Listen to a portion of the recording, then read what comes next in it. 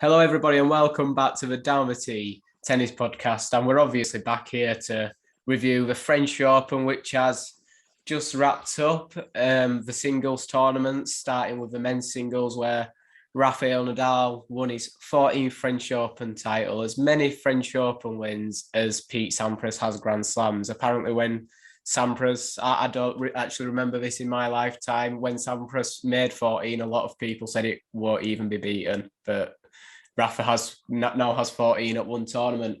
We'll get onto the women's later, where Iga Świątek continued her dominance of the WTA Tour, which she seems to be in right now, and picked up her second French Open title. Once again, I'm sure it's the second of many, although I'm not suggesting we might have Rafa style dominance in the women's game quite yet, maybe in a few years. But yeah, starting with that men's tournament, a Rafael Nadal versus Casper Ruud final. Ewan, did you catch the final, and what did you make of it? Yeah, I did, and it was a fantastic performance from Nadal. I thought no surprise to see that in a Roland Garros final. I mean, he's never been really close to losing one. Has only been taken to 4 sets a few times. Has never gone to a fifth set, and yeah, it's a 14-0 record. So I don't think it was a big surprise given what we saw him do in coming through the quarterfinals and the semi-finals. Tough matches.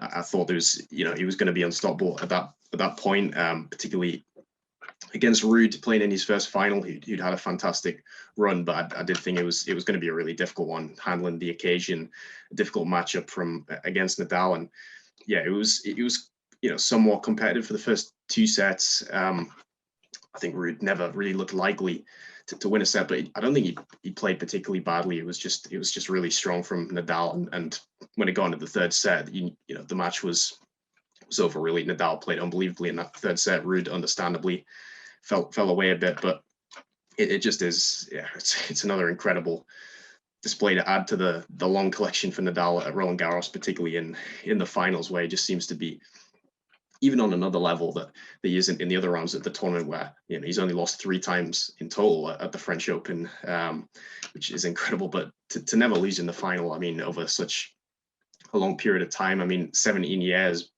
after his first title in 2005, I mean, it's just astonishing longevity he's had, particularly given the injury troubles he's had over the years, and in recent years with the foot, the other injury he had earlier this year with his rib. I mean, it is remarkable how he keeps doing this, coming back year after year and just extending this record, which was an astonishing record 10 years ago.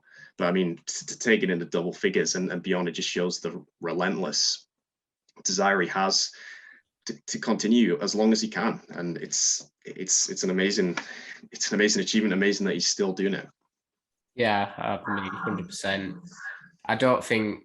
Never mind. I don't think it's inevitable to say at this point. The dominance that Rafa Nadal has shown on clay, it's absolutely unmatched in the history of tennis on any surface. And people say the surfaces are a lot more homogenized these days. They play more similar to each other. The clays may have been sped up a little bit, while the grass and the hard courts have been slowed down a bit. But I mean, if anything, that makes it even more impressive, the fact that just by having a solid game with solid foundations, you can be a challenging player on any surface these days. I mean, there's still obviously massive differences between the surfaces, but they're a little bit closer to each other. But still, Nadal, on those crushed red bricks, he just absolutely dominates the field. And this year we had more doubts over him than ever. Would his foot hold up? I don't think he'd won a clay court tournament, any of the clay court tournaments in the build up to a French Open, as he usually does. And yet he's still come through a really, really tough draw as well. Djokovic in the quarterfinal.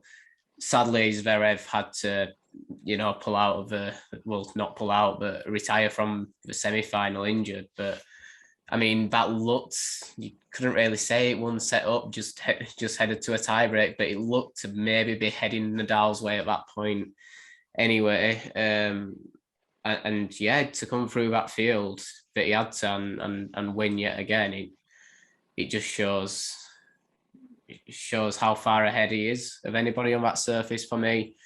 So yeah, just more on Rafa, I think a little bit. Where does this French Open win stack up for you against, it's hard to stack up when you've got 13 of us to compare, but, is it up there with his best? I think it's right up there in terms of the challenges he had to overcome to achieve it. And as I mentioned, the level he ultimately produced in the final and also in the match against Djokovic, I thought it really was an incredible level. Just the adversity he had to come through, as you mentioned, not having good preparation during the clay court season. I think only playing 5 matches across Madrid and Rome, limping off the court against Shapovalov in Rome around 10 days before the tournament. I mean, it did look like this was going to be difficult, given that not impossible. I mean, I didn't write him off, but I mean, I did. That's the reason I didn't pick him for the title. It looked so much of an issue, the foot, and it was sad to see him like that. But yeah, to deal with that, he's mentioned he's played with the injections in his foot to be able to get through the tournament just as a one-off measure. But that in itself puts pressure on himself taking that action, to then still go and win the title. It was just, it's got to be up there for me with any of his Grand Slam victories. I would say up there with his Australian Open at the start of this year, which I thought was also incredible. Given the lack of tennis he'd had going in there and what he had to do to win in the final from 2 sets down. I think that these last 2 slams he's won, really, they have been just remarkable and a testament to what a champion he is, and just on the longevity again. Mentioning it's just remarkable to see him 17 years after winning that first slam that he's still doing this after so many thought he would probably be retired probably by the time he was 30, given the issues he's had with his body, the physical playing style he's had, and the fact he's kept coming back time and time again, and he's still here now leading the Grand Slam race with 22 ahead of Djokovic. I mean, it really didn't look likely going into this year, so he's put himself in a great position. Still a long way to go, of course, but yeah, it's remarkable. I think a bit more on the final. It came up against Casper Ruud. Casper Ruud, I think, a massive fan of Rafael Nadal as well. I think he idolised him as a child. He attended the Rafa Nadal Academy. He's a clay court specialist as well. Someone who hits heavy top spin. I think he might be up there even with Rafa in terms of the RPM on his forehand side. Casper Ruud, an encouraging tournament for him. It didn't quite happen for him in the final, but how do you think that matchup actually stacks up, really? Someone who maybe is a bit closer to a mirror image of Rafa. Rafa didn't end up struggling with it, but was there anything going into the match inside that thought maybe to match up Rafa a bit might be how to get the better of him at Roland Garros? Yeah, I did always think it would be a difficult one for Ruud, but as you mentioned, he does have elements of his game which are similar to Nadal's, and his playing style is about as close as you could get to Nadal, I would say. I mean, we know how unique he is. There's no one who plays quite like Nadal, but I think Ruud, as you mentioned, with how he dominates with the forehand, his forehand really is right up there, I think, as one of the best on tour, particularly so effective on the clay with the RPM, as you mentioned. Also plays with a lot of spin on the backhand. Has a really good serve, I would say. Is underrated. His game is impressive, very well suited to the clay, but I just think his backhand being not I wouldn't say necessarily a weakness, but maybe a slight limitation, you could say, for a top 10 player is going to get exposed against Nadal, given just the pattern with Nadal's forehand cross court. We know anyone who doesn't have an incredible backhand can struggle against Nadal. We've seen that. And I think that was always going to be a difficult challenge for him to overcome, particularly in the first meeting, playing in his first slam final.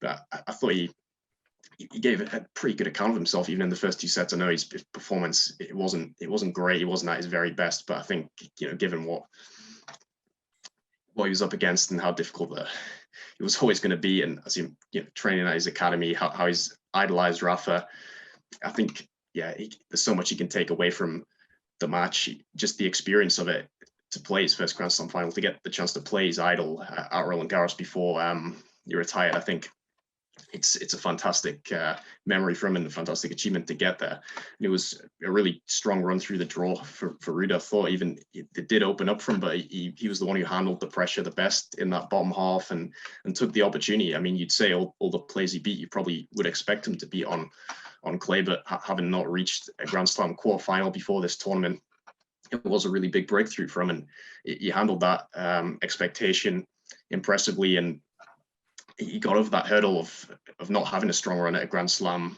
so far, which was the only thing really missing from his CV. Yeah, I think on Ruud it is, as you say, he stood up to the draw really well. We know that he can beat pretty much anybody, especially on clay, and coming up against the players that he did, he was probably the favourite in most of those matches, and stood up to expectation, came through into his first slam final. I think there probably is a little bit of disappointment in there. The fact that, you know, I think especially in the second set, started it all right, but then just it kind of unraveled for him a little bit. And then the way that third set unfolded, I think maybe a difficult one to take. But at the same time, you're playing Rafa Nadal on Philippe Chatrier in your first slam final. It's about as tough of a test as you can get. You know, I think he's someone I wouldn't be surprised to see him back in the final, especially at Roland Garros in his career.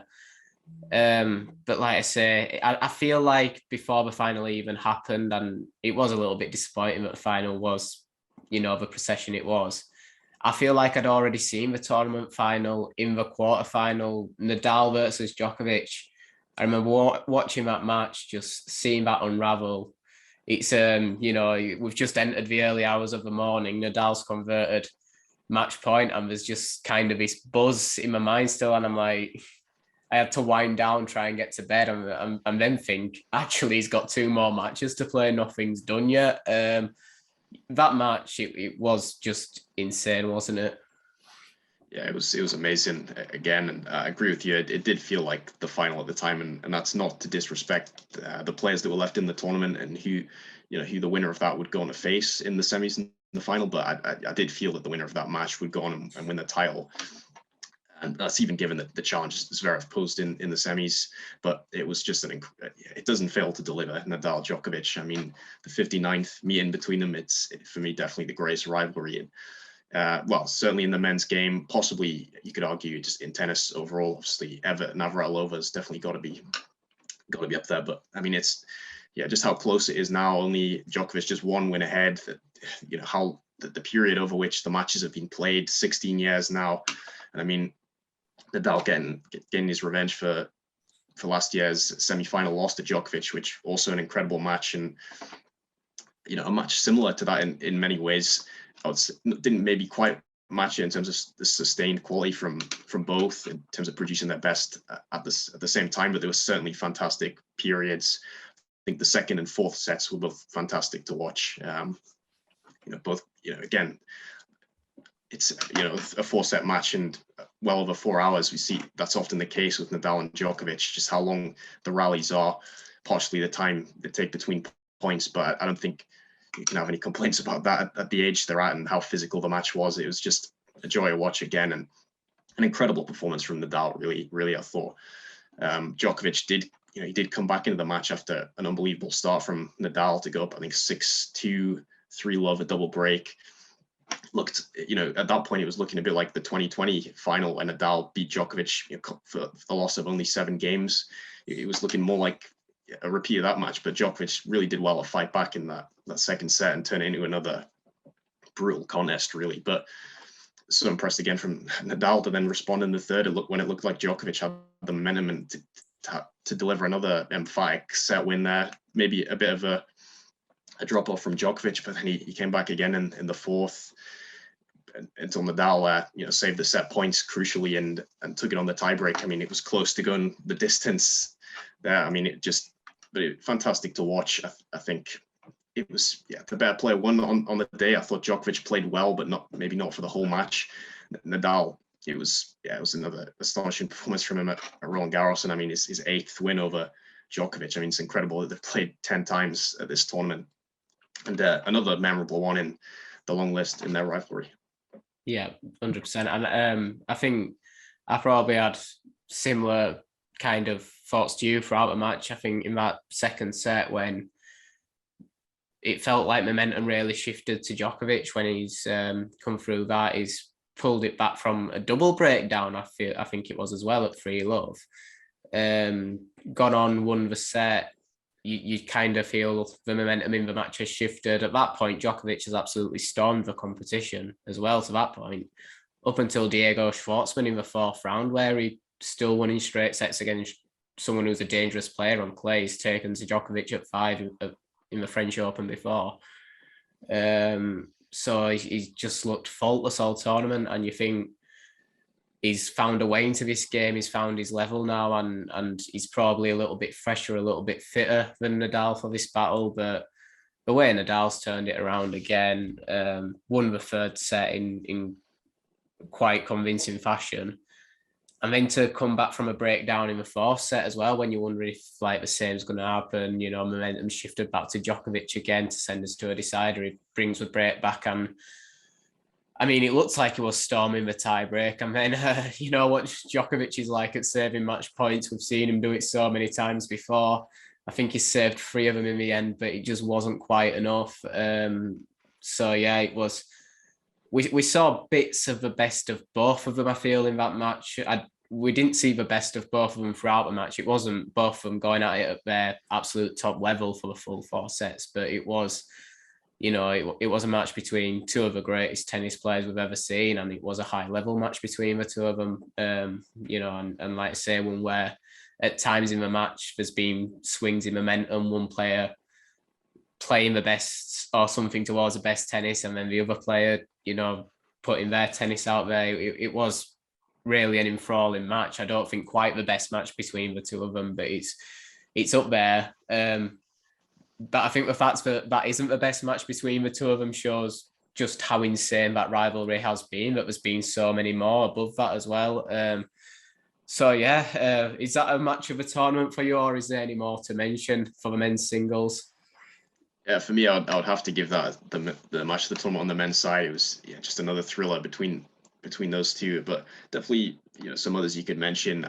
Zverev against Alcaraz also in the quarterfinals was a good one, which came before that match on the same day. So I mean, you had 2 incredible matches back to back there in the quarterfinals. And I thought another quarterfinal would give a mention to Cilic against Rublev. Maybe not quite on the same level in terms of quality, but certainly an enjoyable one to watch. And I mean, just an incredible performance there from Cilic, who I'm sure we're going to mention, particularly in the 5th set tiebreak, just producing an incredible period of play there. But for me, it's got to be Nadal Djokovic.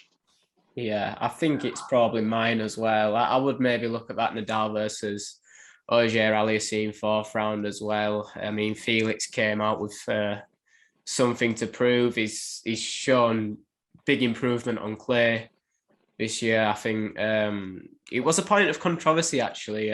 Obviously, Tony Nadal is in Felix's corner at the moment. I don't think he's his main coach, but he's part of his coaching team.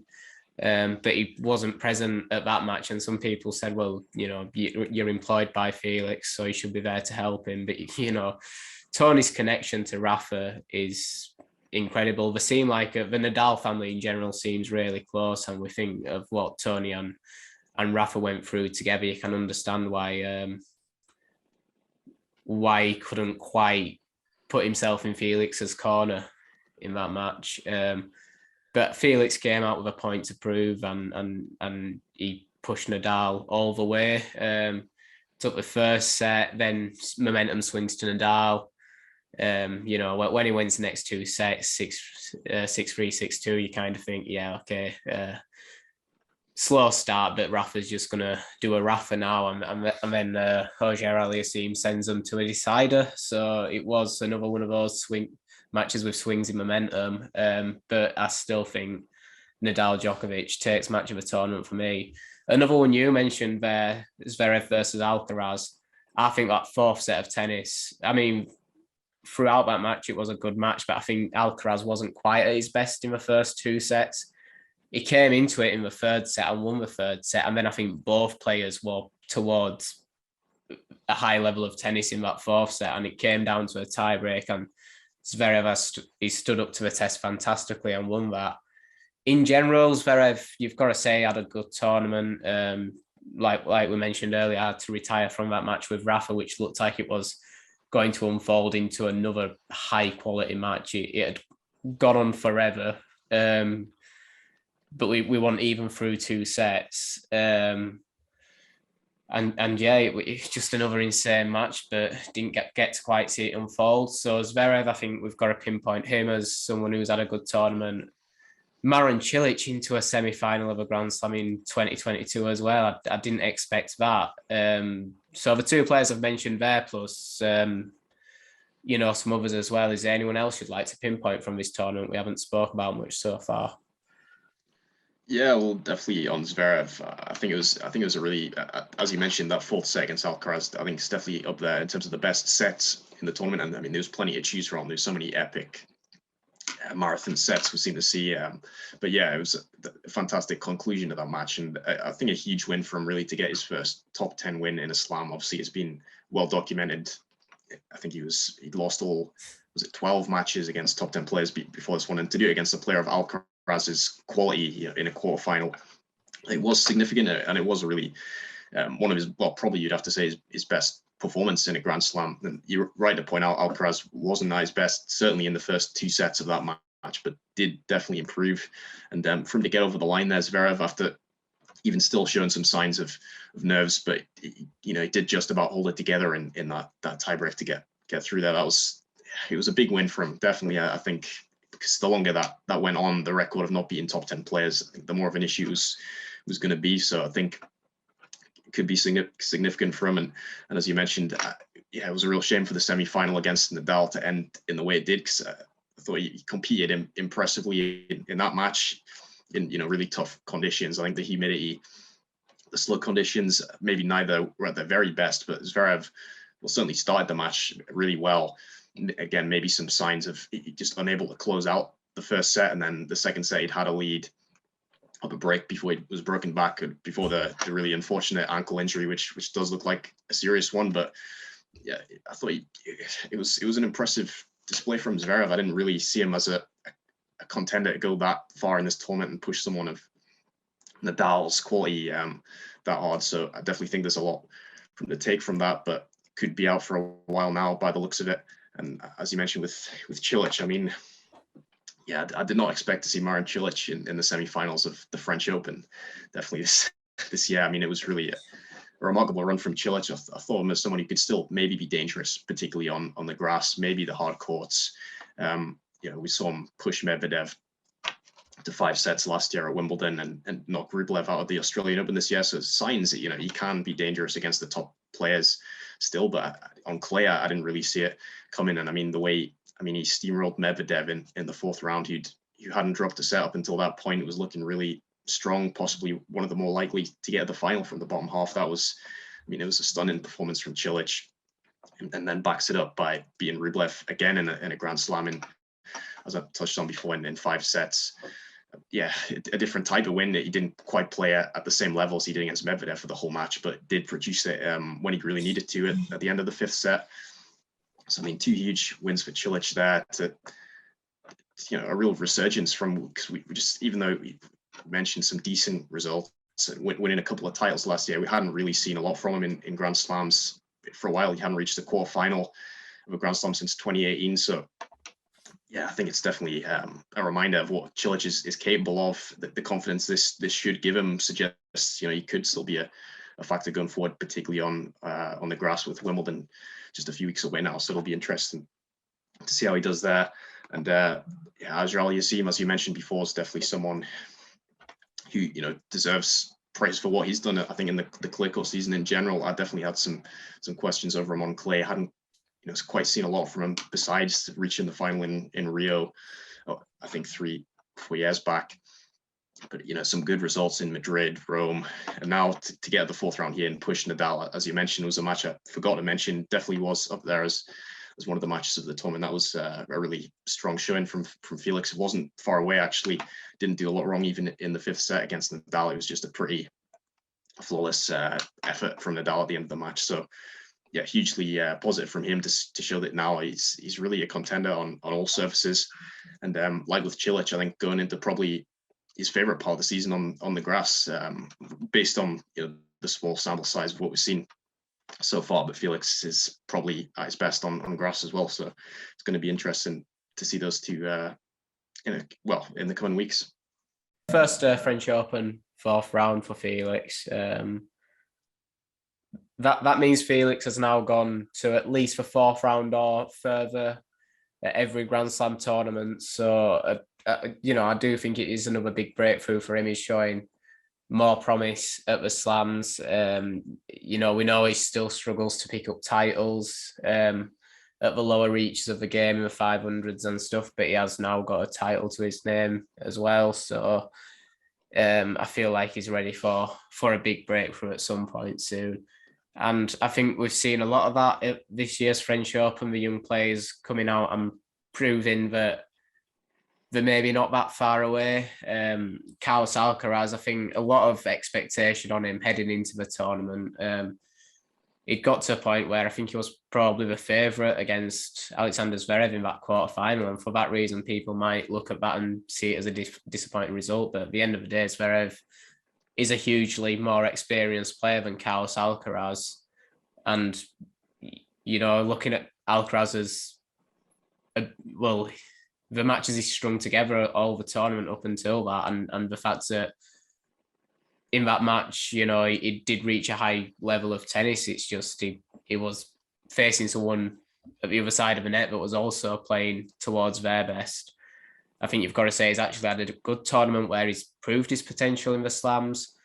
Casper Ruud we've obviously touched on, and then we've got Holger Rune as well, who's we know that he's been a player who's been pointed as having big potential for quite a while now, but we haven't really seen it in the senior levels of the game yet. And he's come through to a quarter-final, lost to Casper Ruud, who, as we've mentioned, is a clay court specialist, still have been the clear favourite in that match. So, in general, a great tournament for the young players in the ATP, wasn't it?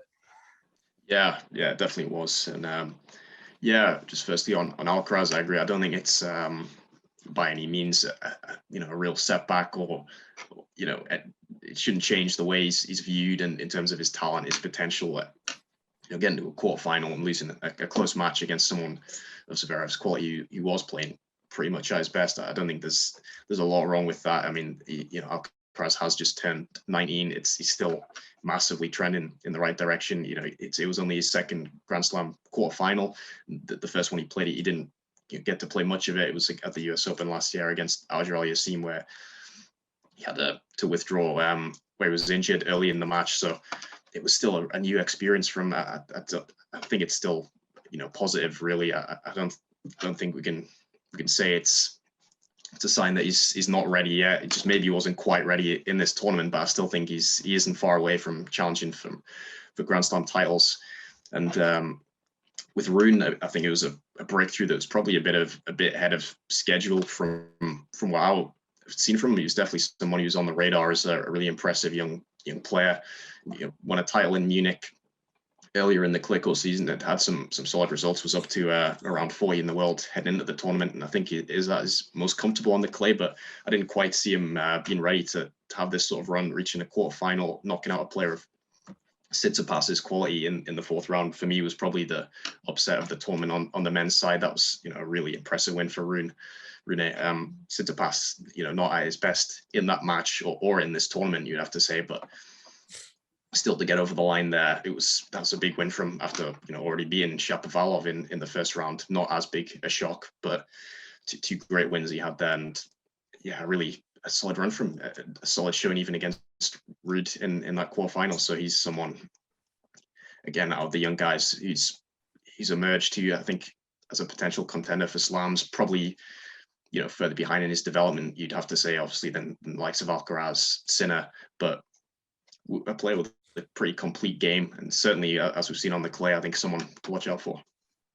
I think the way I'd like to end this discussion is I saw a bit of a discussion online actually about what are we currently in a golden era of, and a lot of people were saying professional tennis. In reality, we're probably actually leaving that golden era of professional tennis on both the men's and women's game. You would think the Williams sisters, the way they pushed on women's tennis, and in the men's, obviously the big three are all, although, you know, we've still got two of them very, very active in the late stages of tournaments still. I think you'd have to say they're all reaching the twilight of their careers, but I think the French Open this year, it was a great show of kind of hope for the future, that after we've left this golden era of professional tennis, of men's professional tennis, there are players that can take the reins and you know, maybe not reach the levels the big three have, because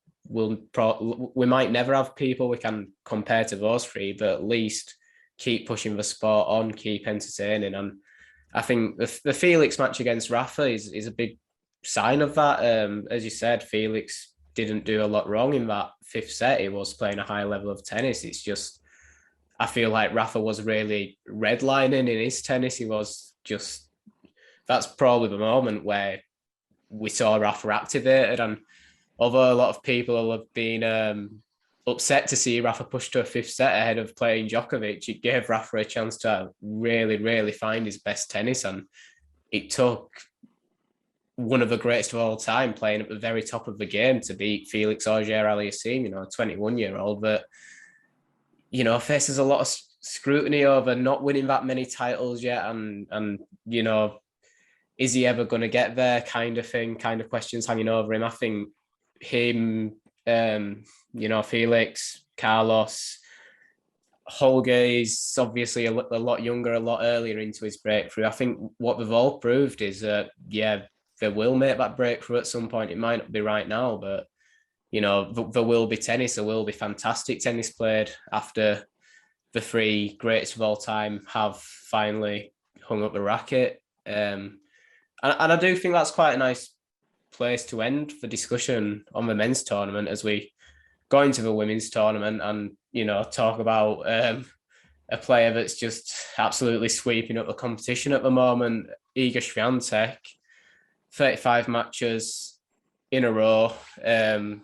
She's dropped one set all tournament. She's barely dropped a set in the last few tournaments, to be honest.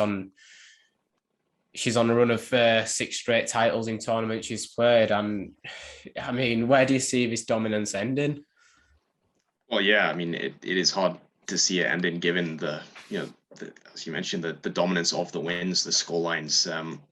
She's producing it in most matches, you know, only dropping one set in the tournament, and she still won that match, you know, 6-love, 6-2 in the second and third sets, and had set points in the set that she lost. So, I mean, she's not been close to losing really during this streak. I think the closest she's been in was, I think, 5-all in the third set against Samsonova. I think that was back in Stuttgart. But yeah, I mean, during this French Open, it never really looked in doubt. I mean, and that's not, I don't think that's because, you know, any knock on the competition. It's just how good she is right now, and the level she's producing is just a level above everyone else at the moment, particularly on this surface and on the hard courts that we've seen earlier in the year.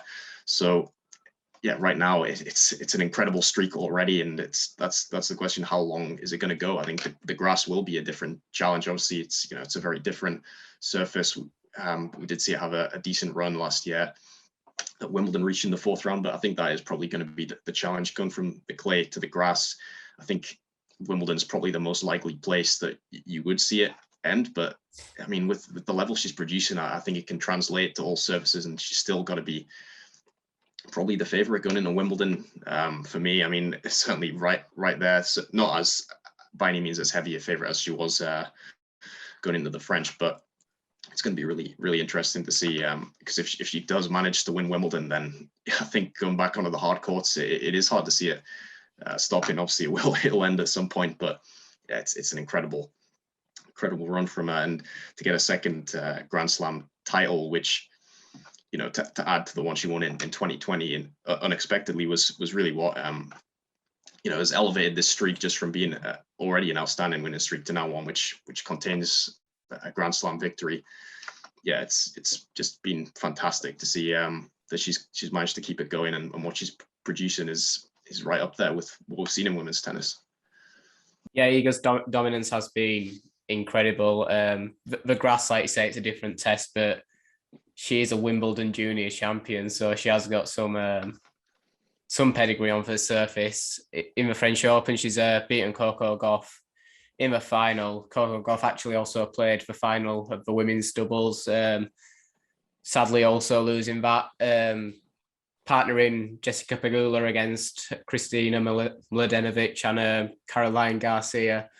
And I think Mladenovic, she said after the win that you both lost to Iga. So in my opinion, you've both gone all the way in the singles, which I think really sums it up at the moment. I mean, even when you've got the competition, the players saying that about Iga, but they almost see her as something different. You know, if you lose to Iga, well, you could have won the tournament against anyone else, because that's the gold standard. I think it does kind of sum up where she's at the moment. And as for how that singles final unfolded, is that probably how you saw it going before the match?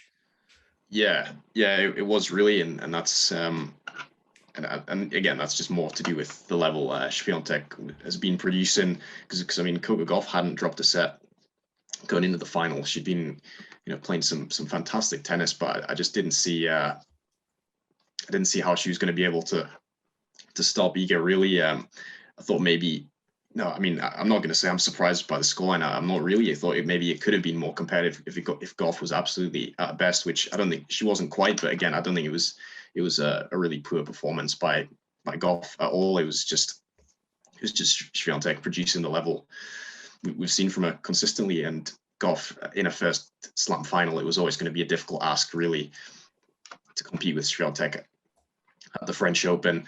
But still a massively encouraging tournament for Gauff, obviously, to reach her first major final at just the age of 18. I mean, as I mentioned, doing that without dropping a set on route to the final, it was brilliant from her. But I think even if, I mean, I know only one top 10 player reached the fourth round, and that was Świątek, but I don't feel as if it was, had the other high seeds gone further, I still don't really think it would have made much of a difference. They could have maybe been a slightly more competitive match, but I don't think Gauff reaching the final, for example, was kind of, oh well, it was a good draw for Świątek. I really think it could have been a similar outcome against the number 2 seed, the number 3 seed, had they reached the final, the semis. I just think that's the level she produced, and to do it against such an informed player in Gauff, who we've seen have some really good results on the clay. Yeah, it's just extremely impressive. Yeah, man. As you mentioned, Coco Gauff, I think you've got to say that the way she's gone about her tennis since, breaking onto the scene as some young phenom, I think reaching the fourth round of Wimbledon, was it, at 15 years old? She followed it up with another couple of decent runs, and she was treated as the next big thing in women's professional tennis. A lot of people looked to the Williams sisters, actually, and said, put her kind of in that category. That's only going to pile pressure on someone so young. And, it is a sink or swim kind of situation, but she didn't rush anything. I don't think her team rushed anything. They just let her develop naturally. And she's just continued to put more and more wins together, just consistent tennis, really, just, going quite far in tournaments, keep on progressing, but almost progressing quietly, not piling any more pressure on. And she's finally got to this point. She's made her first slam final. A lot of emotion actually afterwards for her, after losing to Iga Świątek. You can only imagine what it feels like, no matter what Iga's dominance is like at the moment. She'll have woke up that morning, feel like she could have been a French Open champion that day, and it didn't happen for her. But I think it's another one where we can say it is certainly going to happen for her at some time, because she's gone about it exactly the right way. And, to reach that milestone, the youngest major finalist in the women's game since Maria Sharapova at Wimbledon 2004, I believe. She's got time on her side, as I say so often about young players. So yeah, I'd echo a lot of your thoughts on Coco Gauff and the tournament she put together. And it was obviously upsetting at the time, but she can only move on eventually with her head held high. It was actually a strange tournament throughout, a really exciting tournament. I think only Iga Świątek out of the top 10 seeds made it to the fourth round. And we say so often the women's game is full of shocks. You contrast that with the men's tournament, where I think 6 of the top 8 seeds made the quarterfinals. It was just a ridiculous tournament. We had we had the defending champion, Barbara Krejcikova, and also one of the favourites, Ons Jabeur, fall in the first round. I mean, as crazy as the WTA can be, did you see it unfolding just the way it did? No, not quite to the degree it did. I mean, again, I would say some of the top 10 seeds falling, I would say, were somewhat understandable. Like with Muguruza, who hadn't been in good form, playing Kanepi in the first round, that was always going to be a dangerous one. Sakari, had a tough draw in Karolina Mukova, who's unseeded, such a dangerous player. Just as a couple of examples, I mean, and even Krejcikova coming, having not played for a few months, I still didn't quite see her losing in the first round. But Diane Parry, a really talented 9-year-old French player who played some fantastic tennis there. But yeah, I didn't quite see that many seeds going out early. The one which surprised me the most was definitely Ons Jabeur, going out in the first round to Magda Linette. I mean, given the form Jabeur had been in, I thought she did really look set for a strong run here, and had been in a winning position in the match, just couldn't quite get over the line, going out in a strange match there on the first day of the tournament, early on the Sunday. That, for me, it was the biggest shock, because I did think Jabeur was the player who looked most likely to probably go to the final from the bottom half. But yeah, I mean, these upsets, they do happen on the WTA side, and it made for an interesting tournament in other ways, with players having the breakthrough and a chance to really to have their best Grand Slam results today, like Gauff, who we talked about. And yeah, it was great to see Gauff take advantage of that, really, and play some fantastic tennis. Particularly, I think the only area she'll be, not concerned about, but I mean, there's been a lot of talk about the forehand, which was, a bit of an issue for her in the final against Świątek. But as you mentioned, still so much time on her sides. It's so much room for improvement. I think, yeah, it's a massively positive result, as you said, to be the first player the youngest player since Sharapova to reach a Grand Slam final. Just shows the trajectory she's on. And to see, a couple of, a surprising semi-finalist, Martina Trevisan, who'd made the quarterfinals Roland Garros in 2020, better in that result here. She won the first WTA title in Rabat ahead of the tournament. So it was a great story to see her continuing that form in this event and achieving her best major result to date. Yeah, Trevisan had an extremely impressive tournament. Not one that either of us pinpointed as someone who could make a semi-final, I believe. Daria Kasatkina also making a semi-final. I mean, a player that is maybe higher up on our thoughts in terms of someone who could go far, but I don't think either of us had a reach in the semi-final of the French Open this year.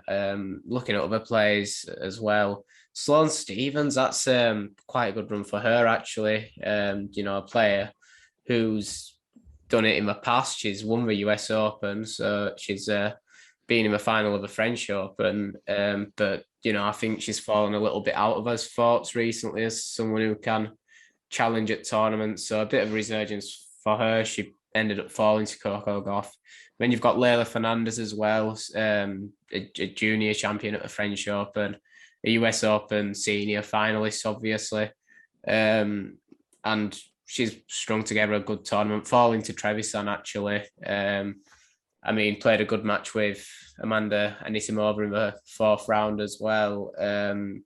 So I think that's another one of the Coco Gauff ones where there has been a lot of expectation sprung on her at a young age, but really she just needs to get her head down and just keep working, and that's what she seems to have done. She's trying to knock off some solid results without really building up the hype anymore. So looking at, the group of players that have gone far in this tournament, is there anyone who you'd like to touch on a bit further?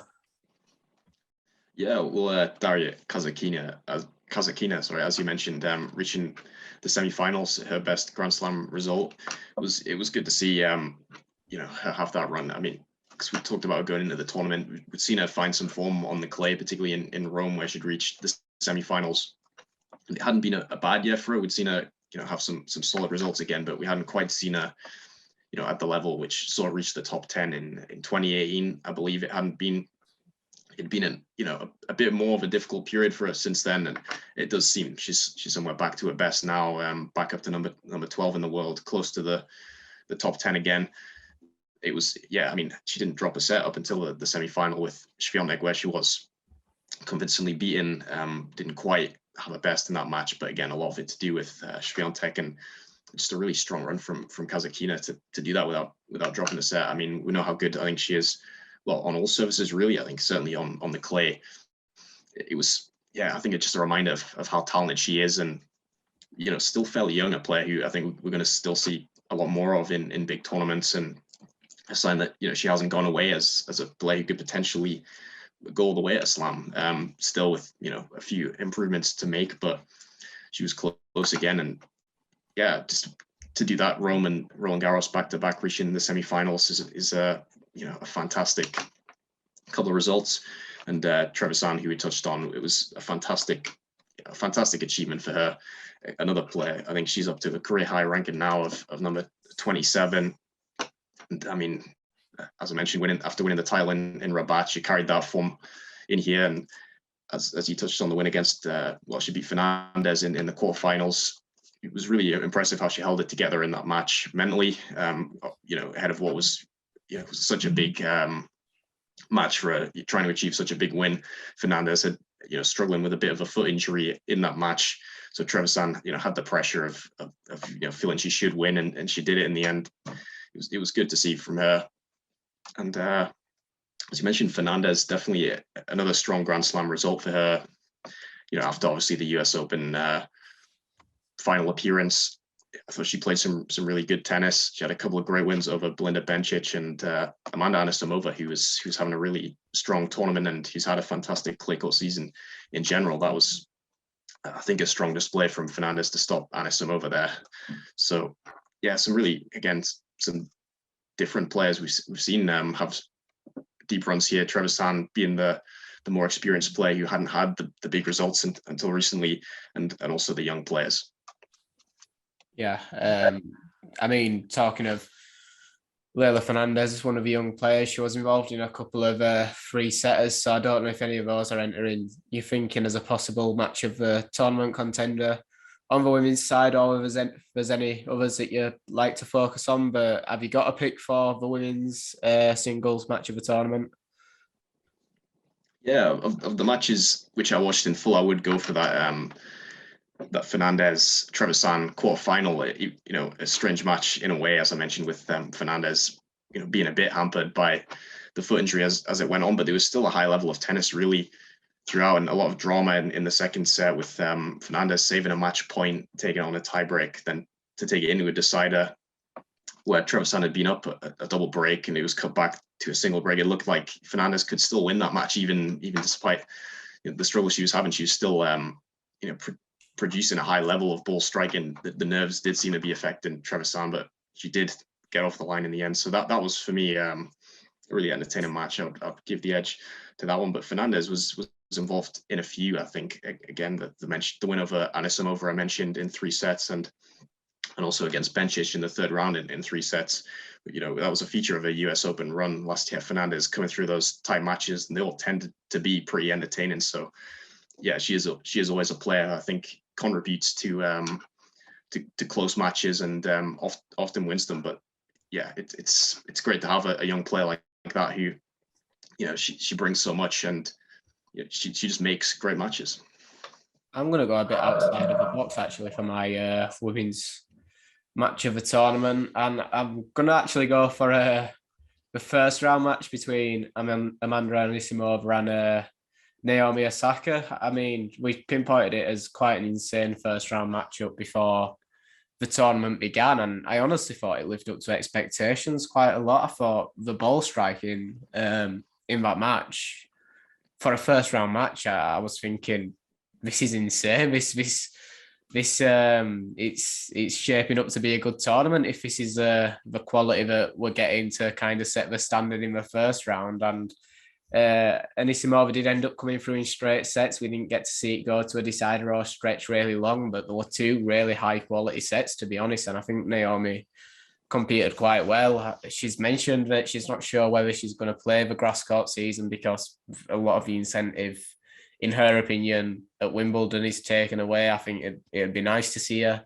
on the grass and at Wimbledon. And we know that she's taken a lot of time off the tour recently, struggling with certain issues off the court. But I really hope that the majority of those are behind her and she's managing to work forward, because it'd be nice to see her back at her best, competing with, you know, a really good crop of players that we've got in the WTA, and hopefully competing with Świątek, because we can't just let her run away with everything. Although I'm not saying that everyone else is going to let her run away with everything. I'm sure someone's going to come forward and give her a big test soon. But is there any other talking points? Because I think I'm pretty much done, that you'd like to touch on before we wrap up the French Open. Well, there's just one match I did actually forget to mention, which actually was my match of the tournament, which was Jill Teichmann beating Victoria Azarenka in the third round, 3 sets in a third set tiebreak. That was a really a real battle, really entertaining match, physical, but just quality ball striking, some great rallies in that one. So yeah, I forgot to mention that before. I would actually have that slightly ahead of the series of Fernandez matches I mentioned, which were also right up there. But yeah, I'll give that one probably the women's match of the tournament. And in terms of other talking points, we just touch on Sloane Stephens, as you mentioned, a reminder of how good she can be and how complete a player she really is, despite being unseeded going into this tournament. It is hard to fathom how someone of her ability is unseeded, but I mean, just a reminder of what she's capable of here, and let's hope we can see more of it. We do still see flashes of it from time to time, particularly in slams and in the big tournaments, so it was good to see that. And also Veronica Kudamatova reaching her first Grand Slam quarterfinal was a really good achievement, and contributed to a good match against Kazakhina, which she lost in a couple of tight sets. And I think that's the season wrapped up. In what felt like a tournament full of shocks. We came away with the most dominant player in the WTA winning the women's singles at the French Open, and the greatest champion in the history of Roland Garros coming away with the men's singles title for the 14th time. So you can throw in all the twists and turns along the way, and yet we've reached a very, very familiar ending. And with that, we can start to look ahead to the grass. I don't think we've got time to do that right now, but I'll ask you just before we wrap up. The grass court season, I think I ask you every year, how excited are you going into this? It's obviously got a different element to it this season, with ranking points missing at Wimbledon, but it's the part of the season that's focused here in Great Britain, on the original surface of this great sport. So how excited are you going into that? Yeah, always excited for the grass court season, particularly given I think it's only around a month long. We've said so many times wish it could be a little bit longer, but that's a conversation for another day. But I think that does make it even more highly anticipated, really, given that it's so short. You just relish it while it is around, and obviously leading up to the most famous, prestigious tournament in Wimbledon. It's always a fantastic part of the tennis season. So yeah, very much looking forward to the grass, and just the different tennis it produces, the different look on the court. It's always enjoyable. Yeah, it certainly is, and we look forward to discussing that a bit more with you in the coming weeks, culminating in Wimbledon, which actually is a very short time away. you forget sometimes just how quick that turnaround is from a French Open into Wimbledon. So an extremely exciting period of the tennis season. Thank you everyone for listening, and we're going to be back with you shortly, I believe, with a bit of content throughout the grass court season. So we'll see you all soon.